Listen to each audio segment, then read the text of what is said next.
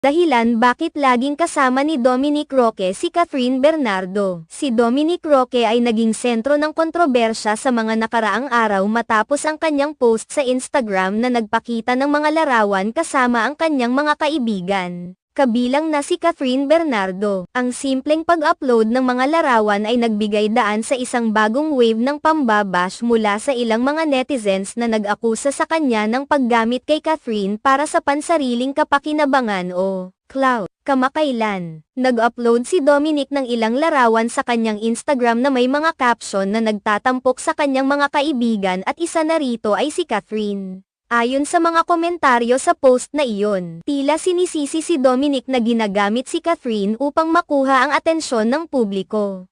Isang netizen ang nagkomento sa post, September na oy, Haze gamit naman si Catherine sa mga paganyan mo. Napakasipsip talaga. Masyado ka ng